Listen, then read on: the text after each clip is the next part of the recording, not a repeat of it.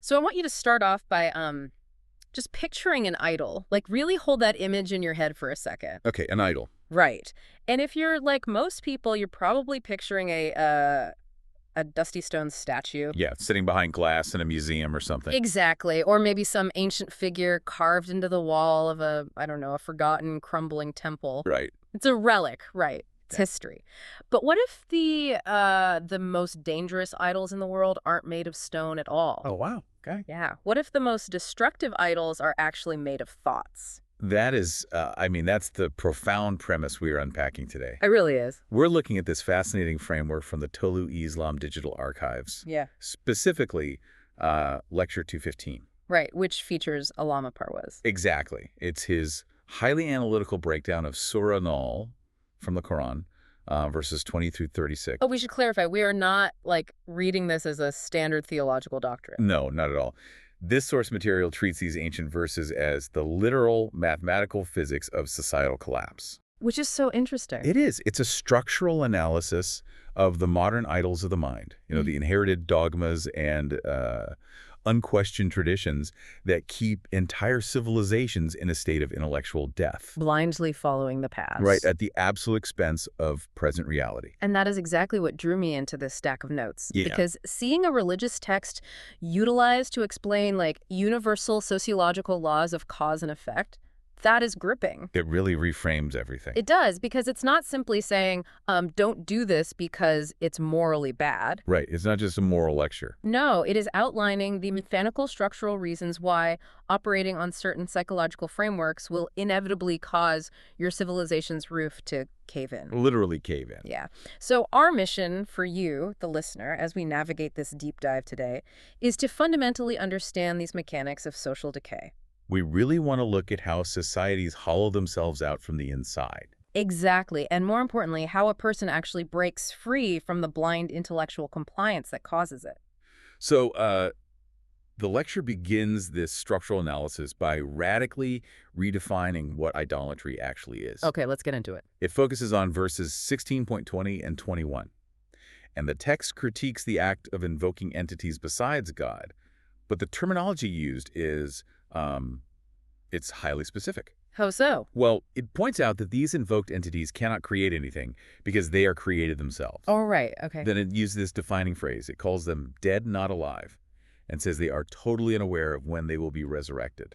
Okay, let's unpack this. Because the lecture takes that specific phrase, dead, not alive, and applies it far beyond ancient polytheism. Right? Oh, absolutely. It's not just talking about people bowing to literal statues in antiquity. It translates this into modern human psychology. Yes. It's describing a state of mind. Right. Something the text connects to the concept of jahiliya. Now, jahiliya is typically translated as a state of profound ignorance. Like just not knowing things. Right, but the lecture clarifies that this ignorance is not a lack of raw data or information. It is a psychological paralysis. Oh, wow. It is the worship of dead saints, dead ideas, dead leaders, even dead economic systems. Okay, so it's systemic. Exactly. When you are operating in jahiliya, you are expecting living, dynamic solutions to come from people or concepts that are literally buried in the earth. You are handing the keys of a modern crisis over to a ghost. That's a great way to put it. It sounds like, trying to run a modern supercomputer using a floppy disk from 1995. Ah, yes. Like when you try to boot up that 1995 software today, it doesn't just fail to run. No, it ruins things. It actively corrupts the new files and crashes the entire system. You are asking a piece of obsolete, dead technology to process a highly complex, living reality. And the source text emphasizes that these dead entities cannot create anything. Right, creation. Creation, in this sociological context, implies the ability to deal with the present moment. Like adapt. Exactly. It means responding to novel variables, synthesizing new information, and generating unprecedented solutions. Dead ideas cannot adapt to new data. They're static. Yeah. A political or economic philosophy from 300 years ago cannot unilaterally process the novel interconnected crises of the 21st century. That makes so much sense. So when a society commits absolute intellectual submission to the past, it essentially strips itself of its own agency. It just stops thinking. Right. It stops using its collective intellect to innovate because everyone is just waiting for an inherited dogma to save them. If you look at this practically, checking out mentally and just defaulting to, well, this is what my ancestors did, is framed by this text as literal idolatry. It is. It's wild to think about it that way. I mean, if you defer entirely to a quote from a historical figure to solve a problem they couldn't possibly have conceived of, you are treating an inert piece of history as if it is actively managing the universe today. And the lecture highlights the sheer cognitive dissonance of this behavior. Yeah. Verse 21 notes that these entities are unaware of when they will be resurrected. Okay, so they're completely out of the loop. In a physics sense, they are completely disconnected from the current space-time continuum. They have no concept of future consequences because they do not exist in the present. Oh. When a civilization's primary mode of operating becomes entirely retrospective-like, always looking backward for the answer rather than analyzing the data of the present innovation, just dies. Right. The capacity to address real-time social, economic, or environmental issues just evaporates. Because the society is trying to apply a static template to a highly dynamic, ever-changing universe. Let's bring this down to the individual level for the listener for a second. Good idea. Think about the operating principles in your own life. Like how many of the rules you follow in your career, your personal relationships, or even your political affiliations are actually just inherited floppy disks? Oh, that's a tough question to ask yourself. It really is. Are they ideas you ever actively interrogated, or are they traditions you just absorbed by osmosis? Yeah, exactly. Because if you are applying a dead idea to a living problem, the text argues you are essentially paralyzing yourself. And overcoming that paralysis requires a fundamental shift in how we perceive the universe, which is where the lecture moves into the concept of a single unified law. Or Tawhid. Right, Tawhid, established in verse 16.22. The text presents this critical philosophical premise. The physical universe operates on the law of uniformity of nature. Which is basic cause and effect. Yes. If you plant a specific seed in specific soil under specific atmospheric conditions, it will grow according to unbending biological laws. Right. Gravity doesn't take a day off. No, it doesn't. Thermodynamics doesn't care about your mood. Exactly. And the argument Allama Parwez is making here, it's really against cognitive dissonance. Yeah. You cannot accept that the physical world is governed by strict, unyielding laws of cause and effect, but then delude yourself into believing that the moral, social, or psychological world operates on random chance. Or favoritism. Right, or favoritism. The text asserts that human society must also operate on a unified law. And in human behavior, this manifests as what? It manifests as the law of requital. Oh, okay. It's the principle that every action on a micro or macro scale has an inevitable logical consequence built into the fabric of reality. This sets up a massive collision course in the text, I feel like. It definitely does. Because it introduces a group called the Mustakbirun. Yes. Usually, this word gets translated as the arrogant. But I really want to dig into how the lecture redefines arrogance here. Because it strips away the superficial definition we usually use. Right. We typically think of arrogance as a loud, abrasive personality trait. Like someone bragging. Yeah, or acting superior in a social setting.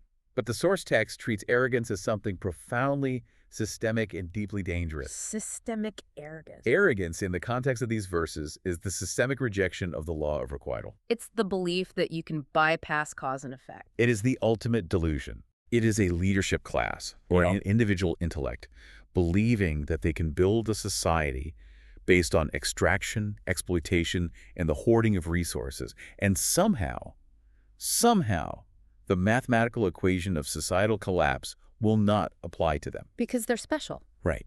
They believe they are literally above the physics of the moral universe.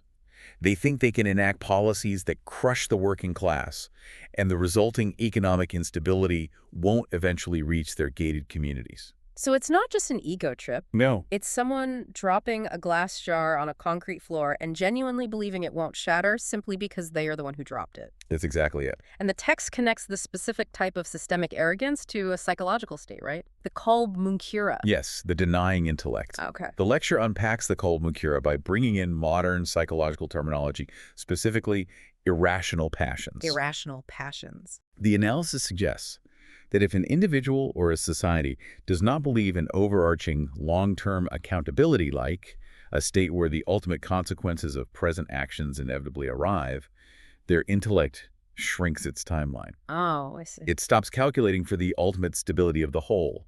Instead, It hyper-focuses on immediate self-preservation and material hoarding. It regresses. It regresses into a very localized Darwinian mindset. Okay, here is where I have to push back on the text logic a little bit, though. Okay, go ahead. Isn't self-preservation just basic biology? I mean, if you look at evolutionary psychology, preserving yourself and securing resources for your immediate family is rule number one. True. So why is the text framing a biological imperative as a systemic arrogance? Like, why is the intellect called denying just for wanting to survive? Okay, it is not basic biology when it crosses the line into systemic extraction. Okay, define that. Biology demands you eat to survive, right?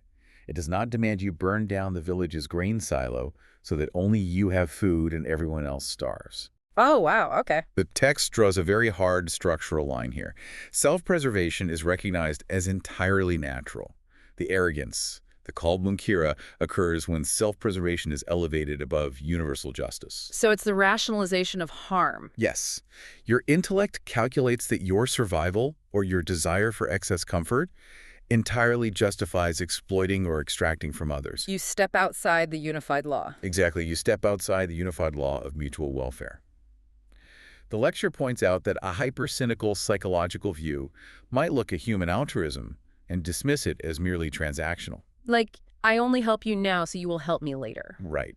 And the text argues that this level of cynicism is a manifestation of the self-centered intellect. It literally cannot conceptualize a universal law of goodness that exists beyond its own immediate personal utility. And the phrase irrational passions is just so striking to me. Why is that? Because the people operating this way, they usually view themselves as the most rational people in the room. Oh, totally.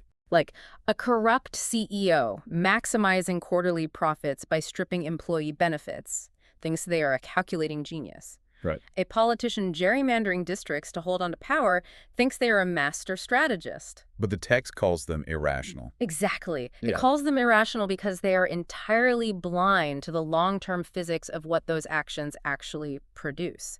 It's short-term thinking masking itself as high-level strategy. Which brings us to the inevitable friction. Okay. Because if you are a corrupt leader facing this exact math, if the laws of social physics dictate that your extractive policies are slowly destroying the society you rule, Yeah, how do you sleep at night? that's a good question. Right. When you are confronted with the reality that your actions are causing structural decay, how do you defend that mindset to yourself and to the masses? You have to build a psychological defense mechanism against the data. You do? And the lecture points out a brilliant, almost terrifying linguistic trick they use in verse 16.24. Let's hear it. So when these arrogant leaders are confronted with divine warnings or universal laws of cause and effect, their immediate knee-jerk response is to dismiss them by saying, Asatir al-Walin. Ah, tales of the ancients. Right. Or, as we might say today, old myths. But the analysis here goes so much deeper than just a literal translation, doesn't it? It does. It positions Asatir al-Awlin as the ultimate placeholder excuse. It is a deliberate categorization error designed to neutralize a threat. Explain that a bit more. So when you confront an arrogant intellect with the scientific, historical reality that societies built on exploitation eventually collapse, when you put the data of past failed civilizations right in front of them, they cannot successfully argue with the math. Because the historical record is clear. Exactly. So rather than debating the data, they change the categorization of the data. Oh, I see. They label the data a myth. Yes. By calling serious historical lessons or sociological warnings bedtime stories, the arrogant absolve themselves of the responsibility to reflect on them. If it's just a story, it doesn't require me to change my supply chain. It doesn't require me to pay a living wage. It neutralizes the demand for accountability. That is so insidious. And the lecture brings in a crucial reference here to Samiri. Right, the storytellers. Yeah, which conceptualizes these narrative spinners. It explains how elite power structures, often utilizing media or even corrupted religious figures, take the real tragic histories of collapsed nations and launder them into mere entertainment. Launder them. I like that. The prompt mentions nations like Afad and Thamud, which were historically understood as societies destroyed by their own economic hubris and structural inequality. Real data sets of failure. Yes, The storytellers take these stark data sets of socio-political failure and weave them into a highly emotional, captivating, but ultimately defanged narratives. They emotionally pacify the masses. Exactly. You listen to the dramatic story of a fallen empire, you gasp at the tragedy, you feel a cathartic thrill, and then you just go to sleep perfectly content. Right. You do not wake up the next morning and realize, wait a minute, our current economic system is displaying the exact same structural stress fractures. This is how historical truth is stripped of its warning power. You turn history into content. History as content, yeah. And if history is just content to be consumed, it cannot indict you. The lecture points out the deep cynicism of this dynamic. It's incredibly cynical. The narrative spinners dilute the truth to maintain the status quo, and the masses eagerly consume it because it's honestly just easier to be entertained than to confront systemic decay. This maps so perfectly onto modern media consumption, it's honestly unnerving. Isn't it? Like, we turned the fall of the Roman Empire into a highly bingeable, multi-season streaming drama. Right, on Netflix or whatever. Yeah. We watch the Roman senators backstabbing each other. We see the massive wealth disparity. We see the crumbling civic infrastructure. And we treat it as total fiction. We completely separate it from our reality. We binge the collapse of Rome so we don't have to look out our own window and notice that our own physical bridges and power grids are literally collapsing. So Asatir al-Awwalin is basically the psychological armor of the arrogant. It is. But the tragic irony, as the text reveals, is that by dismissing the laws of societal collapse as myths, these leaders blind themselves to the very forces that will destroy them. They walk right into the trap of their own making. They really do. Which brings us to the core structural concept of this deep dive. The architecture. Yes, social physics and the architecture of collapse.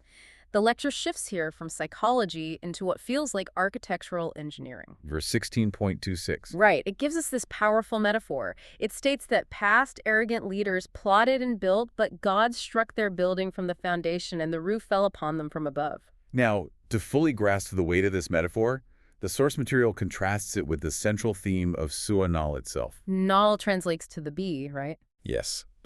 In Allama Parwez's previous lecture on the earlier verses, the bee was analyzed as the ultimate symbol of collective harmony and social physics done right. Okay, let's talk about the hive. A beehive is mathematically precise. The labor and the resources are perfectly distributed. Every member works for the collective car, the collective goodness and expansion.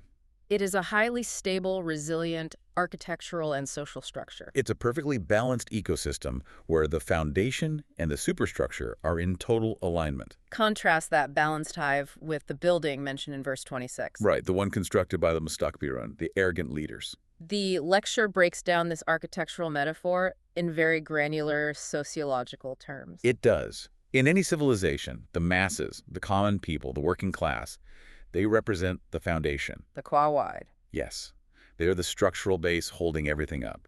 The elite, the political leaders, the power structures, and the concentrated wealth represent the roof. The SAF. Correct. So you have a foundation and a roof. It's a standard societal hierarchy. But the text asks, what mechanically happens when the engine of reason is broken and the society operates on the arrogant intellect, the qalb munkira? Well, when leaders enact extractive policies, they're pulling resources upward. They extract wealth, labor, and capital from the foundation, and they hoard it at the top. Architecturally, they're adding immense unsustainable weight to the roof. They are building penthouses on top of penthouses. Exactly. The top gets incredibly heavy. But the crucial physical reality is this. Where do the materials for that heavy roof come from? They don't just appear out of nowhere. They do not materialize out of thin air. They are mined from the foundation. And this is the exact mechanism of the hollowing out. Yes. Like when an elite class extracts labor without adequate compensation, when they evade taxes while defunding public infrastructure, they are literally removing the economic and physical structural integrity of the working class. The people cannot afford basic goods. Right. Healthcare deteriorates. Civic trust evaporates. The leaders are simultaneously making the roof infinitely heavier, while aggressively hollowing out the very foundation required to hold it up. It is a mathematical impossibility for that structure to endure. It has to break. The text argues that the physics of the situation must inevitably take over. And notice, this isn't framed as a magical lightning bolt from the sky punishing the wicked. Right. It's just physics. It is the unavoidable law of requital. The hollowed-out foundation, the exhausted, impoverished masses will eventually shake, crack or completely give way. And when the foundation fails, the physics of gravity dictate exactly what happens to that massive, heavy roof. It violently collapses in on itself. The verse literally says, "The roof fell upon them from above." The elites are crushed by the weight of their own hoarded extraction. And the text includes this chilling observation, actually. Which It is? says the destruction comes from directions they did not perceive. Oh, wow. From directions they did not perceive. That specific phrasing is vital. It is. Because why didn't the most powerful, supposedly intelligent people in the society see the collapse coming? Because, as we established, their intellect was self-centered. Exactly. The cold Munkira refuses to believe in systemic consequences. They were so fixated on looking upward, adding more gold leaf to their ceilings, hyper-optimizing their localized wealth, that they literally never looked down at the basement. They genuinely believed their wealth and administrative control made them immune to the gravity of social physics. They thought they could extract endlessly. But physics does not care about your ego. When the structural math doesn't add up, the building falls. The lecture notes the profound bewilderment of these leaders when the collapse occurs, too. Oh, they are shocked. Completely shocked, because their administrative systems appeared flawless to them.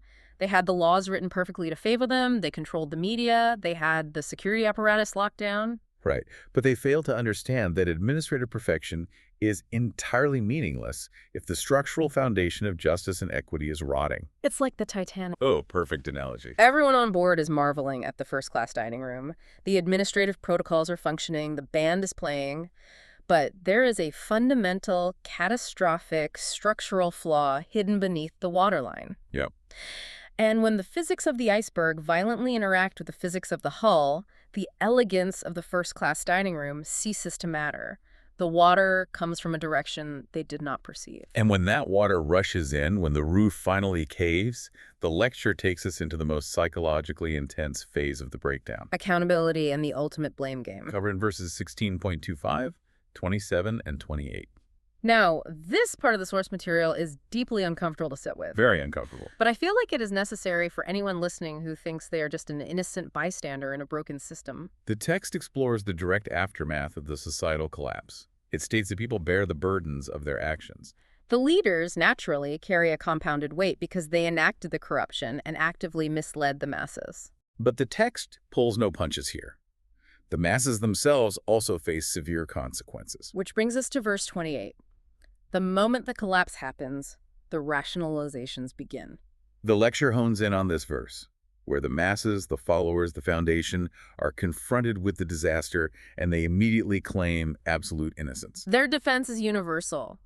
We didn't do any evil, we were just following orders. We were just trying to survive in the system we were born into. Right. The leaders were the corrupt ones, we are just the victims. But the lecture vehemently rejects this defense. It shuts it down completely. And this is why it is so brutal. Human nature naturally wants to absolve the people at the bottom of the hierarchy.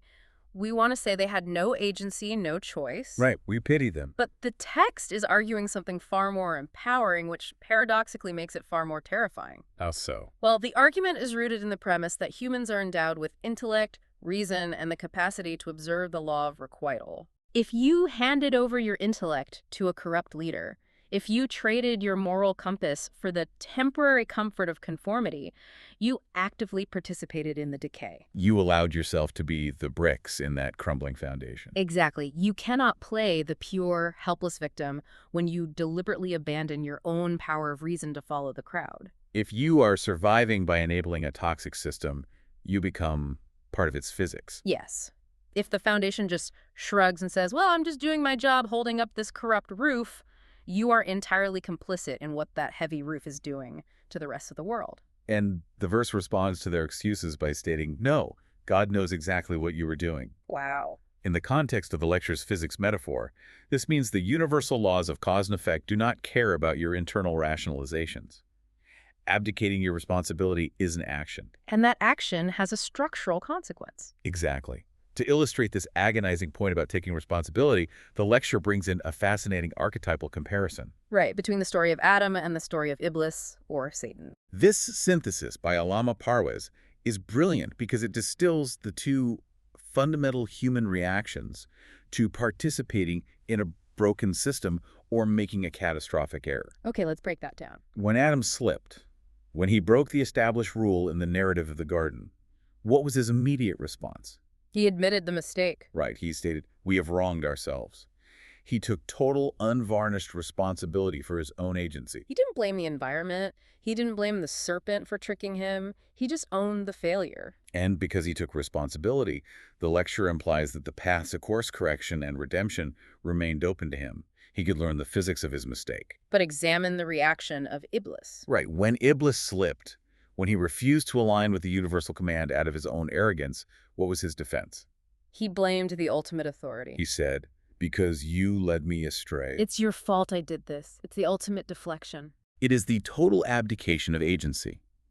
The lecture points out that this specific mindset, refusing to take responsibility, perpetually blaming the system, blaming the leader, blaming your ancestors, blaming destiny, is the exact mechanism that locks a society into permanent failure. Because if the decay is never your fault, you never have to change your behavior. Which means you will simply continue to suffer the consequences of your flawed actions in a perpetual loop.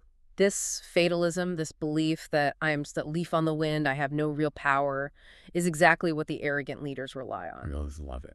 If the masses truly believe they are helpless victims of destiny, they will never withdraw their structural support from the heavy roof. They will just keep letting themselves be hollowed out. Which brings us to a profound pivot in the lecture. Okay, good, because that was getting bleak. We have spent an hour dissecting the architecture of collapse, the arrogant intellect, and the idolatry of dead ideas. But the source material does not end in despair. Thank goodness. In Section 6, covering verses 16.30 through 36, the text shifts sharply to discuss the righteous. The people who actually internalize the physics of the universe. Yes. We move from the breakdown of the building to care. The vastness of paradise versus the trap of fatalism. Exactly.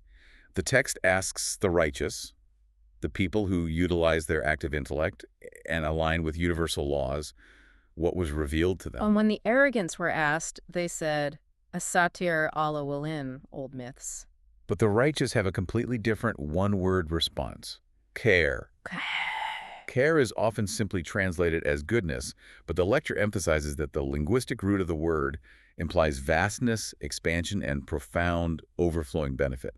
The expert analysis in the source material unpacks this brilliantly. It explains that true adherence to universal principles or divine law does not restrict human potential. It exponentially expands it. Yes. That is a massive paradigm shift for a lot of people. Like when we think of moral frameworks or religious laws, the immediate association is restriction. Right. Don't eat this, don't wear that, don't do this. It feels like a shrinking of the human experience. But the text is arguing the exact opposite. It's saying that following the actual physics of morality is the only thing that allows your potential to fully expand. The lecture explicitly critiques the common religious or philosophical mindset that teaches people to despise the material world. Oh, really? It rejects monasticism, the idea that to be pure, you must be miserable, impoverished, and isolated from society.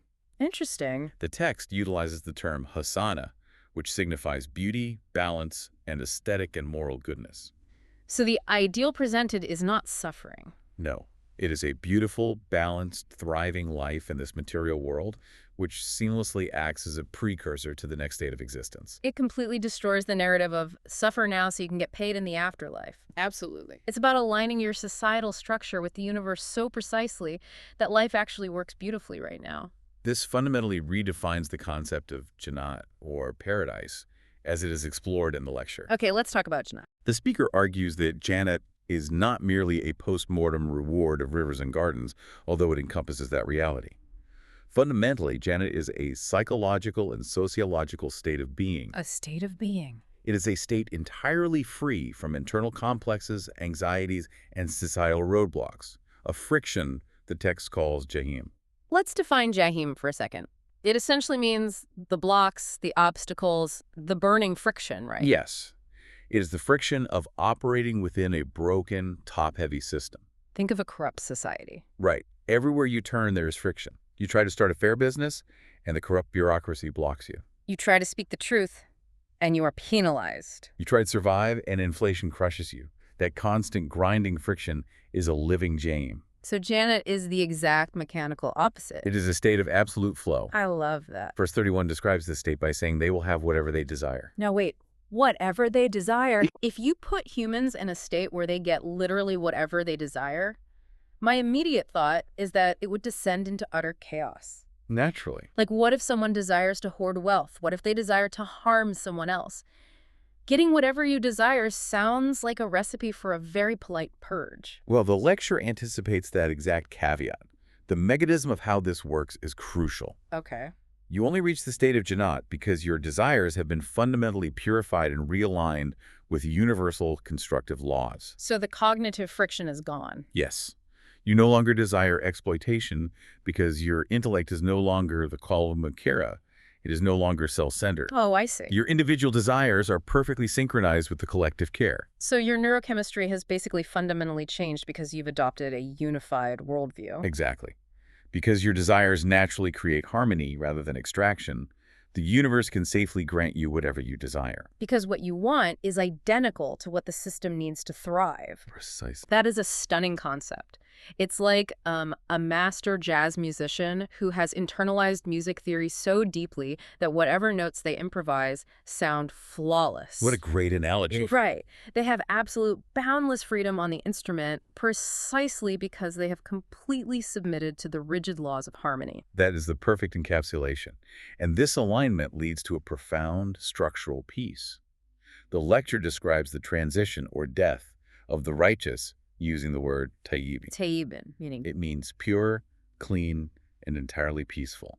The text metaphorically describes them being greeted by angels, which represent the overarching forces of nature and universal law, with a smile, saying, "Peace be upon you." it is the ultimate contrast. One group, the righteous, dies in a state of absolute flow, passing seamlessly into the next phase of existence because they aligned with the math of the universe. And the other group, the arrogant, is violently crushed under the massive dead weight of their own systemic denial. Wow. Now, to close out this analytical section, the lecture exposes the absolute, final, ultimate cop-out utilized by the arrogant. Which is found in verse 16.35, right? Yes. It is the pinnacle of the blame game we discussed earlier. What do they say? The arrogant say, if God had willed, we would not have worshipped anything other than him, nor would our fathers, nor would we have forbidden anything without his command. There it is. The fatalism trap. Yep. It was meant to be. The universe made me do it. God wrote it in my destiny, so I had no choice but to exploit the working class. And the lecture tears this theological rationalization apart. It has to. It explains that fatalism, blaming God, destiny, or the universe for your own extractive choices in toxic systems, is the final refuge of cowards who refuse to take accountability for the roof they built. If God wanted us to be equitable, he would have magically made us equitable. Since we are currently exploiting people, it must just be part of the grand mysterious plan. It is such a slimy, brilliant rationalization to avoid changing the system. It really is. But the text counters this forcefully and logically. It asks, are the messengers charged with anything but clear delivery of the message? So the universe provided the data. The laws of social physics were made explicitly clear. The messengers, the historical data, the sociologists, they all pointed out the two distinct paths. You have the path of the bee, building a harmonious, distributed foundation. And you have the path of the Mustakbiran, building a top-heavy roof that extracts from the bottom until it inevitably collapses. The math was presented. It was. The choice of which architecture to build, unequivocally, remains yours. Okay, let's take a breath and synthesize the massive, incredibly dense journey we have just been on. It's been a lot.